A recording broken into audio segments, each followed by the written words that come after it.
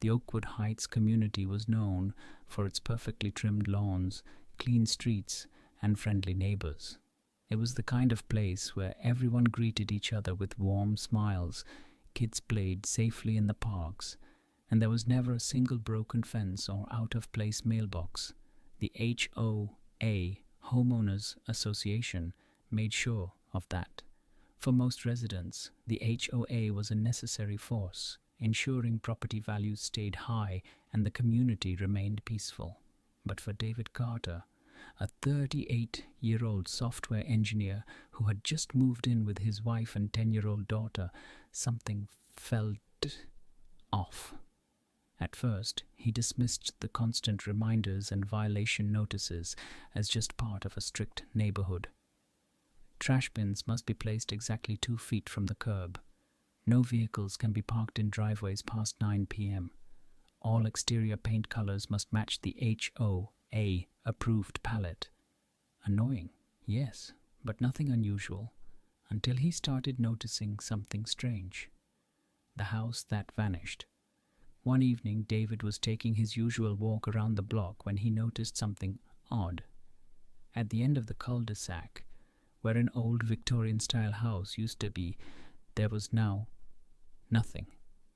Just an empty lot, covered in freshly laid sod, as if a house had never been there at all. David stopped in his tracks. He was sure that just last week an elderly couple lived there. He even remembered seeing them watering their garden. Confused, he turned to an older woman walking her dog nearby. "Hey, wasn't there a house here?" The woman hesitated, her grip on the leash tightening. "No, dear, that lot has been empty for years." David frowned. That didn't make sense. Later that night, he asked his wife Sarah if she remembered the old house. She gave him a puzzled look. "What house?" "I don't think anything was ever there." David felt a chill crawl up his spine. Was he losing his mind? The HOA's tight grip. Determined to prove himself right, David started digging through real estate records online. But to his surprise, there was no mention of the house anywhere. No past owners, no demolition permits, nothing. It was as if the house had never existed. Even stranger, he noticed something odd in the HOA's financial reports. Every few months, a large sum of money was being transferred to a private account, labeled only as community improvements. Something wasn't adding up. David decided to attend the next HOA meeting, hoping to find answers. But what he didn't know was that he had already drawn too much attention to himself, and in Oakwood Heights, asking too many questions could be dangerous. David arrived at the HOA meeting that Friday evening, held in the pristine Oakwood Heights Community Hall, a modern glass-walled building that looked more like the headquarters of a Fortune 500 company than a neighborhood meeting spot. The hall was filled with residents, all dressed neatly, their faces unreadable. The HOA board members sat at the front behind a long table dressed in suits, as if they were running a high-stakes corporate operation. At the center of it all was Richard Dawson, the HOA president, a man in his early 50s with slicked-back silver hair and piercing blue eyes. He carried himself with the authority of a man who knew he was in control. David took a seat near the back, his heartbeat quickening. He wasn't sure what he was looking for, but something in his gut told him this meeting would reveal more than just discussions about landscaping regulations, rules, and threats. The meeting began with the usual HOA matters, a new rule about mailbox sizes, a discussion about banning certain car models from parking overnight, a proposal to fine residents who didn't keep their grass exactly 2 inches high. David shook his head in disbelief. These people were obsessed with control. Finally, during the open floor session, he raised his hand. "I have a question," he said, standing up. A house on Sycamore Lane disappeared. I remember seeing it. But now, there's nothing there. And when I checked property records, it's like the house never existed. Can anyone explain that? A heavy silence fell over the room. Richard Dawson's smile never wavered, but his eyes darkened. I'm afraid you must be mistaken, Mr. Carter. There was never a house there. David felt the eyes of the entire room on him. He swallowed hard but refused to back down. I know what I saw. I also noticed some unusual financial transactions in the HOA reports. Money being transferred under community improvements without any real details. Where is that money going? A murmur rippled through the crowd. Some people looked away, avoiding eye contact, while others stared at him coldly. Dawson chuckled, but there was no warmth in it. Mr. Carter, I admire your curiosity, but let me give you some friendly advice. He leaned forward slightly. Oakwood Heights is a wonderful community. People who live here follow the rules. They don't ask too many questions. That's how we keep things peaceful. David's stomach twisted. Was that a threat? Then, a woman in the audience abruptly stood up. Megan Reynolds, a mother of two who had lived in the neighborhood for years. Her face was pale, her hands shaking. David's right, she blurted. A house was there. The Johnsons lived in it. And now they're gone. But no one wants to talk about it. Gasps spread across the room. Dawson's expression flickered, just for a second, with something David couldn't quite read. Annoyance? Panic? Anger? Then his smile returned. Mrs. Reynolds, he said, his voice calm, perhaps you should go home. You seem tired. Megan's face turned pale. She opened her mouth to say something else, but suddenly froze. Her eyes darted around the room, fear in her expression, before she grabbed her purse and rushed out of the meeting. David turned back to Dawson. What's really going on here? Dawson sighed, then leaned back in his chair. Mr. Carter, you're new here, so I'll let this slide. But consider this, your first and final warning. Some things are better left alone. David clenched his fists. He could feel it in his bones now. Oakwood Heights was hiding something, and the HOA was at the center of it. As the meeting ended and people filed out of the room, a folded piece of paper suddenly slipped into David's hand. He looked around, but no one seemed to notice. Slowly, he unfolded it. There were only 4 words written on it. They're watching. Be careful. David's blood ran cold. Who had given him this note? And more importantly, who was watching him? David sat in his study, staring at the cryptic note in his hand. They're watching. Be careful. Who had given it to him? More importantly, who was watching him? His instincts screamed at him to let it go, to stop digging before it was too late. But he couldn't. He needed answers. He typed Oakwood Heights HOA corruption into Google. Nothing. No complaints, no lawsuits, just glowing reviews about how safe and well-maintained the neighborhood was. Then he thought of something. He accessed archived property records through a real estate database. He searched for the Johnsons, the elderly couple who had lived in the vanished house. There was no record of them. It was as if they had never existed. David felt a chill crawl up his spine.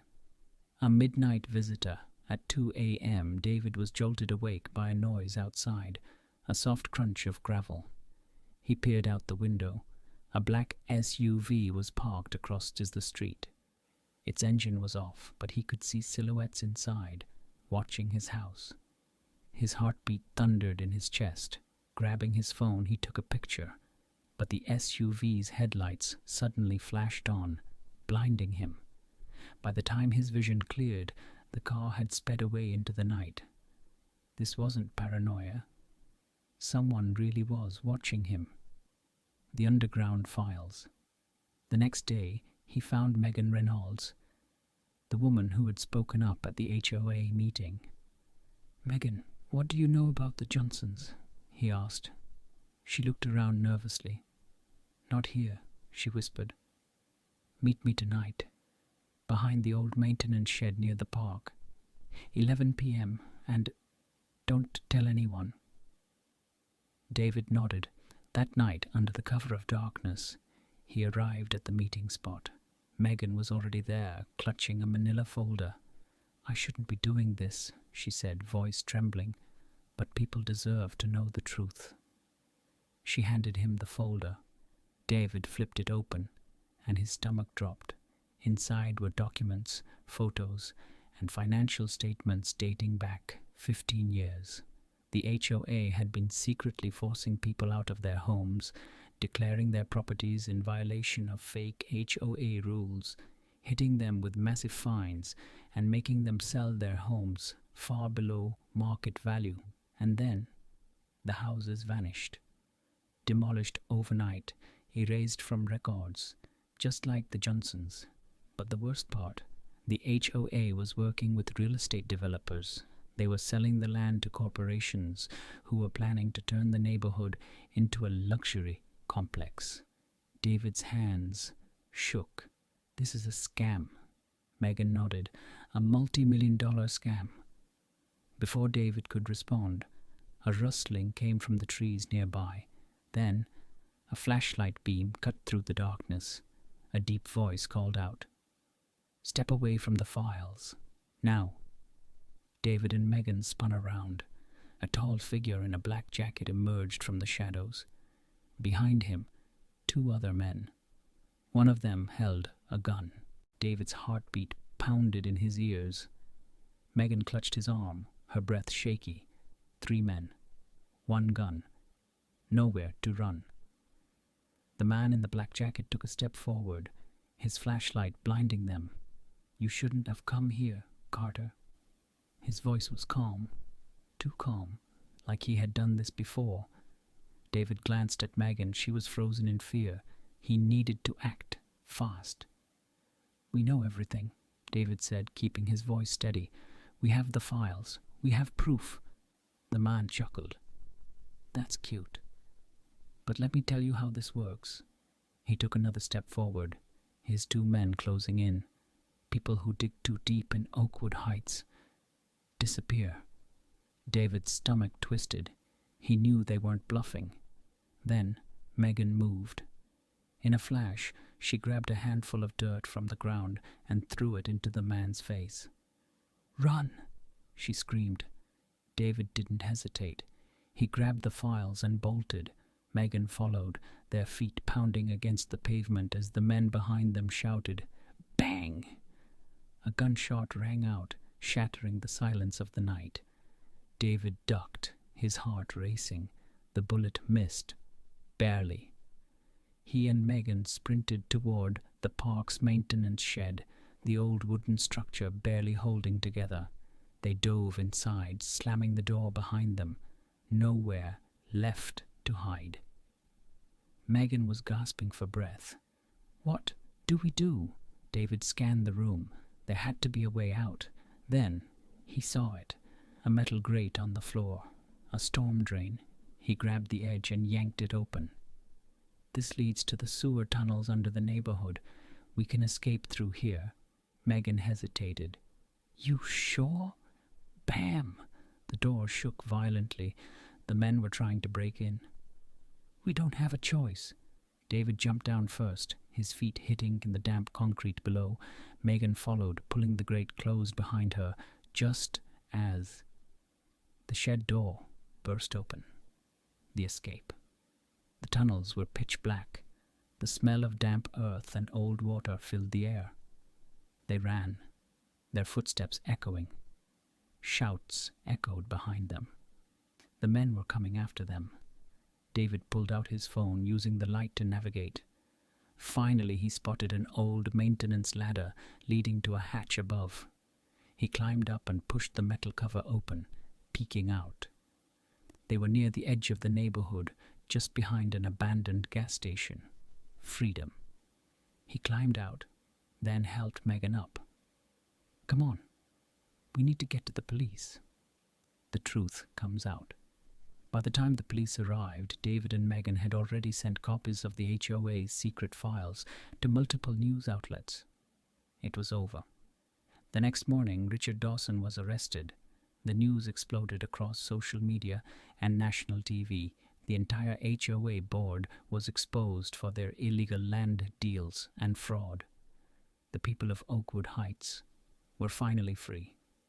And as David stood outside his house, watching moving trucks pull up to empty homes that had once belonged to the corrupt board members, Megan turned to him and smiled. "You did it, Carter." David exhaled. "We did it." But as they turned to go inside, David felt a strange sensation, like someone was still watching him. From across the street, a black SUV sat parked. Its tinted window rolled down just enough for him to see a pair of cold blue eyes staring right at him. Richard Dawson was gone. But was the HOA's secret truly over?